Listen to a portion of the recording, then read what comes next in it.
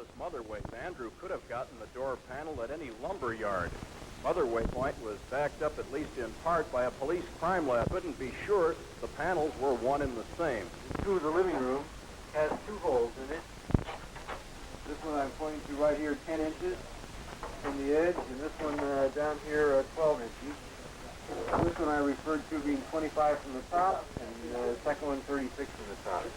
Now, as you open this, there's also, of course, a knob door in this one. As you open this door, there's blood behind the door. The top hole shows that the bullet was incoming. They fired through the door and hit the brother through the door. The brother fell here. Most of the blood is dried up, but you can see a little bit of it there and a little bit of it on the floor.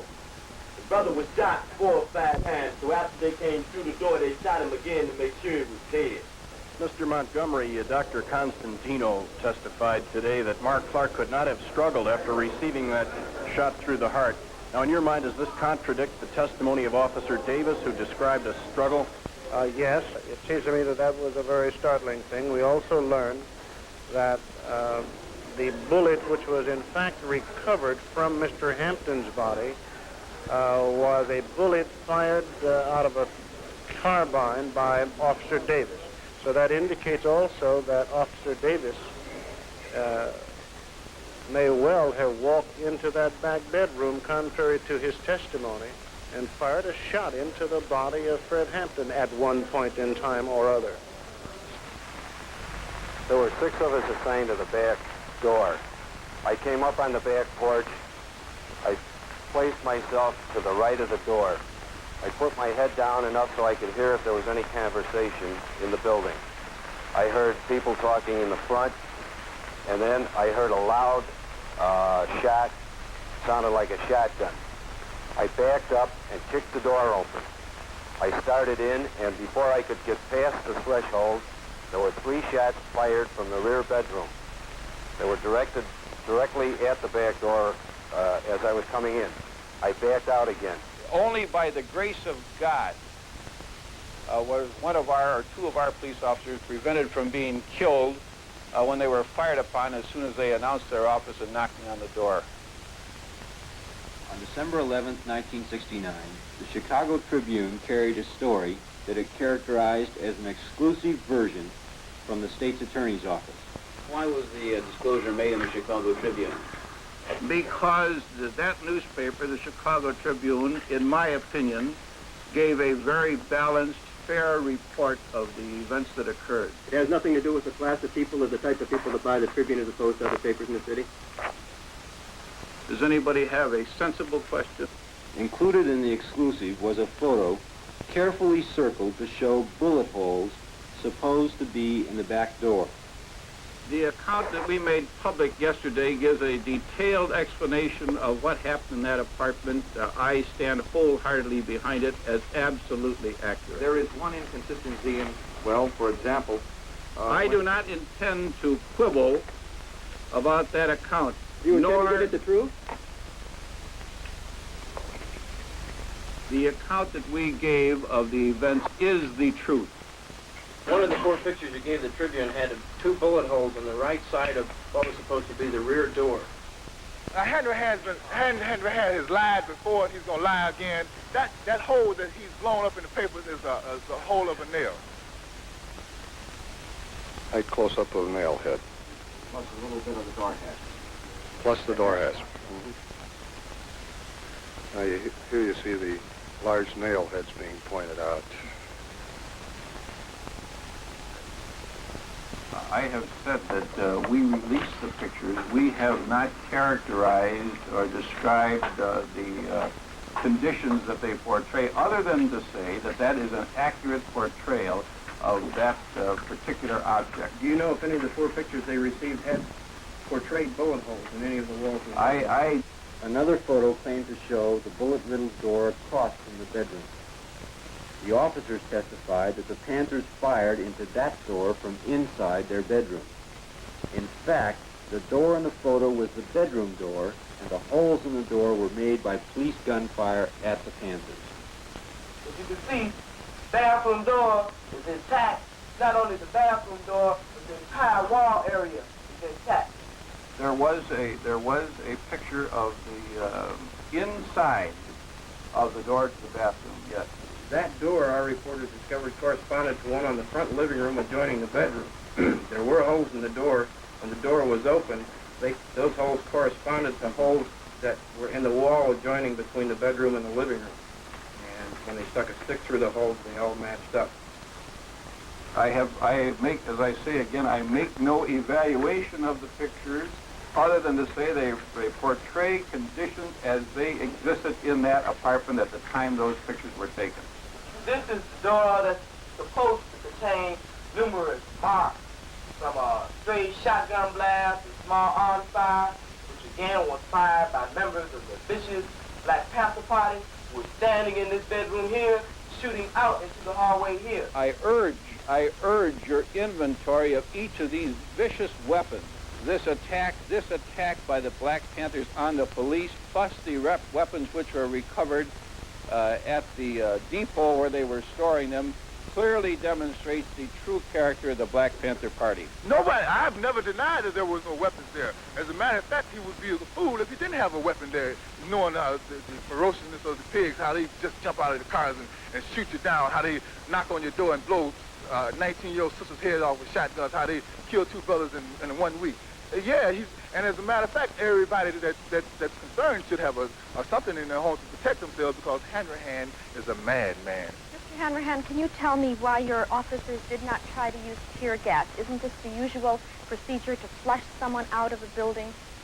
Our officers used the means necessary to effect the search and to prevent themselves from being killed upon after they were fired upon.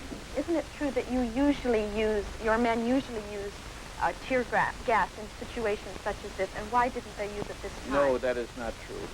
It's not true? They came with murder on their mind, you see. And even if they wanted to take somebody to jail, it would be a simple matter of just shoot some tear gas in here to draw everybody out right on. This is where our chairman had his brains blown out, and he lay in his bed, sleeping at 4:30 in the morning. Someone came into the room, started shaking the chairman. Said, Chairman, wake up, the pigs are back. And I saw bullets coming from, it looked like, the front of the apartment, from the kitchen area. They were pigs just shoot. And about this time, I jumped on top of the chairman. He looked up. Looked like all the pigs converged at the entranceway to the bedroom area, back bedroom area. The mattress is just going. You could feel the bullets going into it. I just knew he'd be dead, everybody in there. When he looked up, he didn't say a word, and he didn't move, except for moving his head up. He laid his head back down to the side like that. He never said a word, he never got up out the bed. The person who was in the room, they kept hollering out, stop shooting, stop shooting. We have a pregnant woman or a pregnant sister in here. At that time, I was 8.5 to 9 months pregnant. My baby was to be delivered in 2 weeks. Pigs kept on shooting. So I kept on hollering out. Finally, they stopped. They pushed me and the other brother by the kitchen door and told us to face the wall. Heard a pig say, he's barely alive, he'll barely make it. I assume they were talking about Chairman Fred. So then, they started shooting the pigs, they started shooting again. I heard the sister scream. They stopped shooting. Pig said, he's good and dead now. Pigs were running around and laughing. They were really happy, you know. Talking about Chairman Fred is dead. Saw Chairman Fred again. Inflammatory statements and false charges against our office have been made by spokesmen for the Black Panther Party and others, despite the fact that the speakers had no reliable knowledge about the occurrence. So the best account that I can give is the room that I was in and the actions of things surrounding me personally, you know. First thing I remember when I woke up was a knock on the door, and it was only a matter of seconds. In fact, I'd say it was less than 5 seconds that I heard, shots. Now, the thing that struck me was that I not only heard shots, but I can see plaster coming out of the walls in my room. So I knew the bullets were coming through the room that I was in. I stepped over and I put the machine gun still on single fire, and I started from the left side of the wall, coming across, watching where the rounds were hitting, and I went over the girl's head, down on the other side of her, and continued fire across this wall. One strange thing about this wall is this: state attorneys, Gestapo rating pigs say that they fired numerous slugs going up and downward motion, attempting to avoid hitting the people in the apartment here. You notice that all these slugs are on a straight line. You also notice that all were fired at a low level, at about bed level. Next thing I remember is someone, I think it was one of the pigs, told us to come out of the room. But there were still shots being fired. Now, I didn't know at this here time that people were coming through the back door, but I took it that shots were being fired in the back of the house and at the front of the house. And, they were all coming through the walls. The walls were nothing but plasterboard. And, a bullet come through the front of the house, it would go all the way out the back. Somebody told us to get out, but I remember we were so afraid and bullets were still coming that we remained on the floor. I heard another pause, and then one of the pigs told us that if we don't come out, he was going to put something in there that would really get him out. The idea came in my mind that he was going to shoot tear gas or something in there. We realize that there are still some people remaining in the front bedroom. We don't know whether they're injured or not, so I plead and I conjure, I beg them to come out. Please come out with your hands out, throw out your weapons. But the next thing I heard was a barrage of shots, real fast. And, we were hit this time. I started with the gun, still on single fire, being very careful and watching where each round hit on the wall. I walked them around the girl sitting on the bed and brought it all the way across the wall again. As I was doing this, Officer Davis was stepping up, and he started firing across the wall from right to left. I put one shot in the door. I put a short burst with the machine gun on automatic fire into that closet. I fired 4 or 5 shotgun blasts into the bedroom. The second form, still coming up, caught a blast as the gun came further across the room. They told me, to get up and walk. And I told them I couldn't. And then I think they hit me or did something. They told me they would kill me if I stayed there. So I kept trying. I managed, to get up, and I made a little hop. And I finally hopped out, I am taking the word of our policemen over what we understand is supposed to be a version provided by defense attorneys and by the occupants of the apartment. I was hit 5 times. I was hit 2 times in the stomach, 1 time in the leg, and I was hit grazed in each hand. Yeah. This is just a scar. I had to have a section of my colon taken out because of infection, and I was shot over here.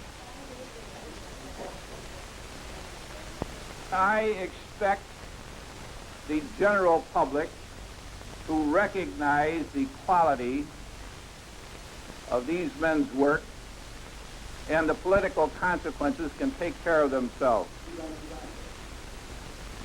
Of course I don't plan to resign. You change the story every time from newspaper to newspaper, from one channel to another channel. He's had to change the story as we've brought up facts, truth about the evidence that he reportedly have given out, such as the nail head, such as the bullet holes and whatnot in the walls.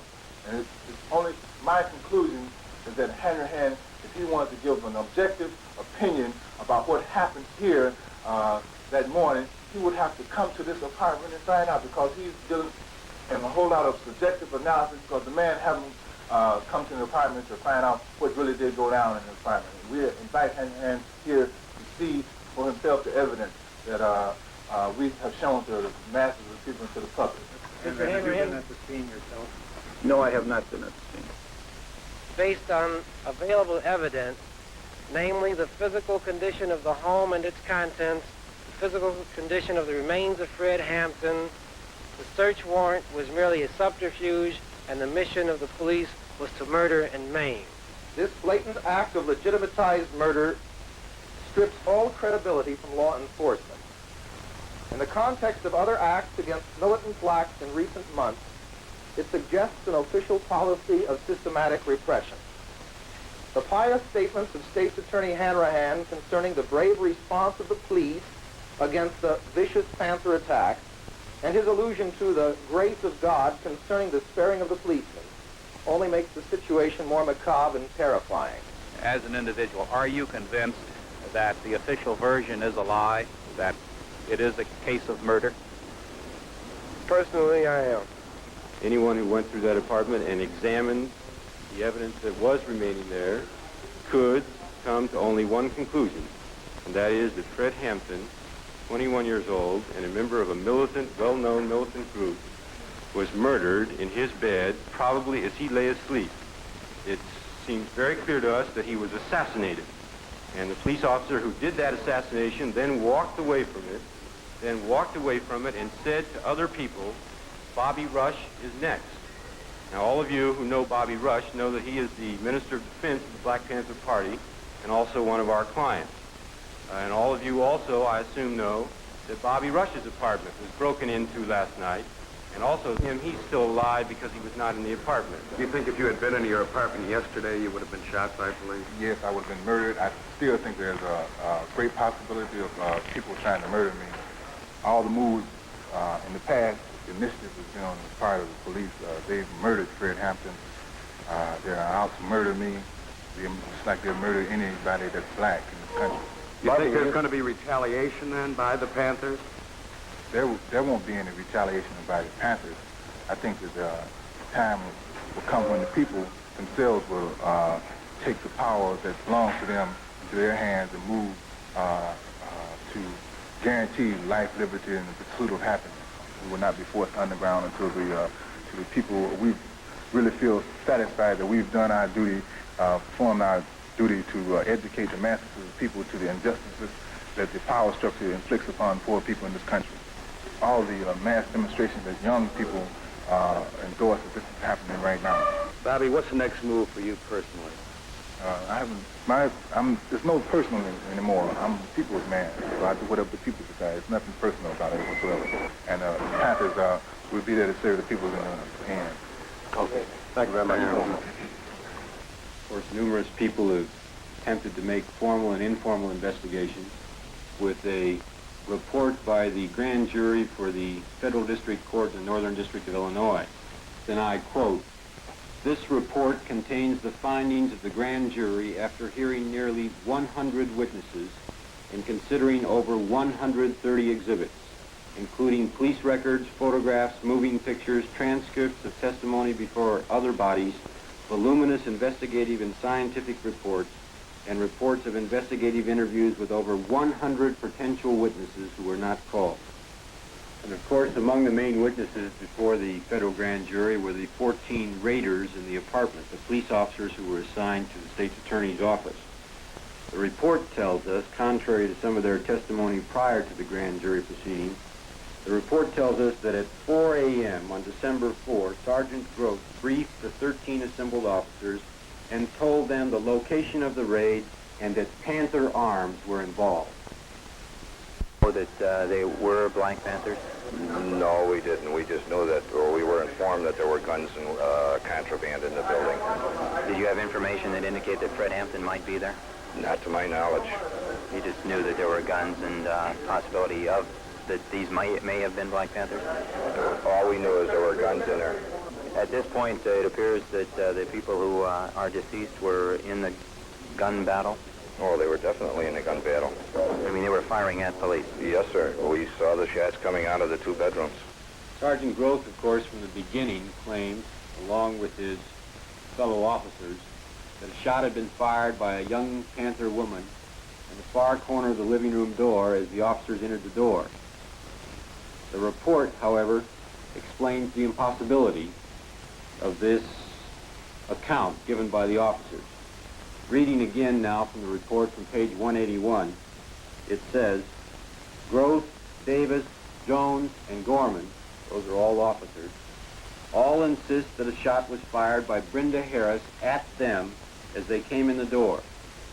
None of them could explain what had become of this shot, and it is not possible to draw a line from the southeast corner of the living room, where Harris was said by Davis and Groth to be on the bed holding the gun, out through the living room door, the entrance hall door, and the outside door. There are no holes in the west wall of the apartment. Officer Carmody, when you knocked on the door, what happened? Well, I didn't actually knock. I heard our officers at the front announce their office and shots fired. So I kicked in the back door, and as soon as the door opened, I could see shots being fired at us at the back door. Do you have any idea how many shots were fired? Quite a few. I have no idea. Do you have any idea over how long a period the gun battle ensued? It seemed like an hour to me. Of course, the raiders would have us believe that they approached the apartment in a gentlemanly fashion, that they were attempting to save human life. They knocked on the door and they announced their purpose. They fired no shots until they were fired at. They called for a ceasefire on at least 3 different occasions. Thereafter, 3 times, Sergeant Groth ordered all his men to cease firing and told the occupants to come out with their hands up.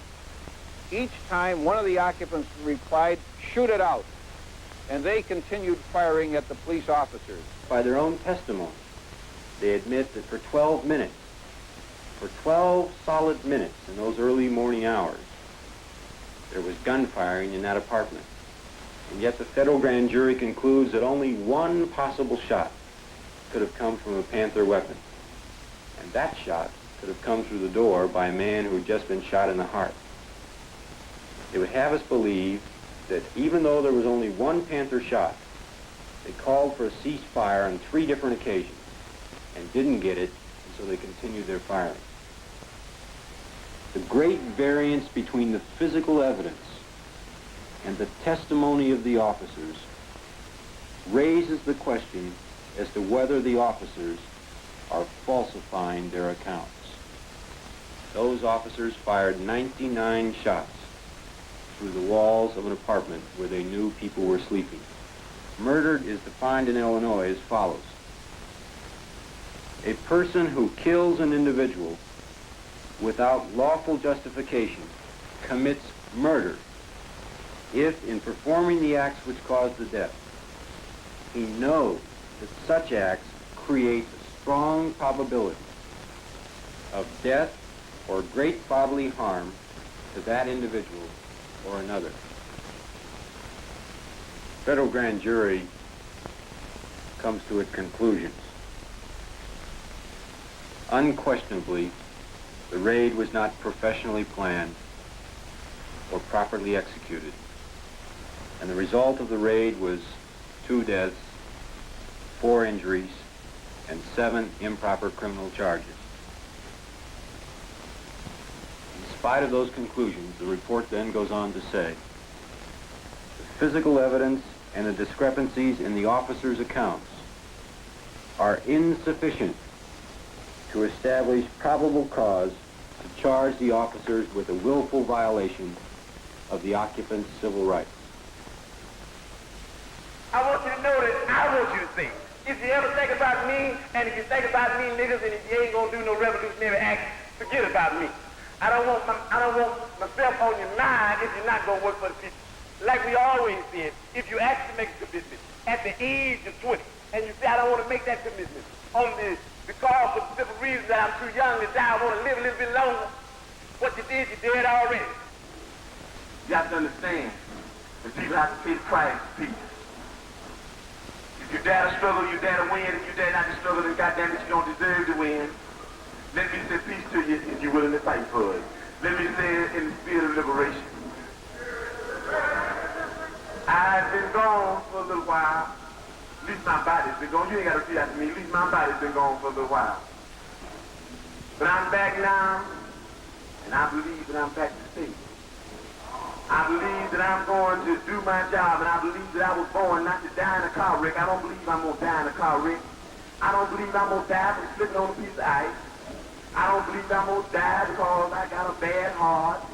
I don't believe I'm going to die because of lung cancer. I believe that I'm going to be able to die what I was just the thing that I was born for. I believe that I'm going to be able to die high off the people. I believe that I will be able to die as a revolutionary in the international revolutionary protest struggle. And I hope that each one of you will be able to die in the international protest revolutionary struggle, or you didn't be able to live in it. And I think that struggle is going to come. Why don't you live for the people? Why don't you struggle for the people? Why don't you die for the people?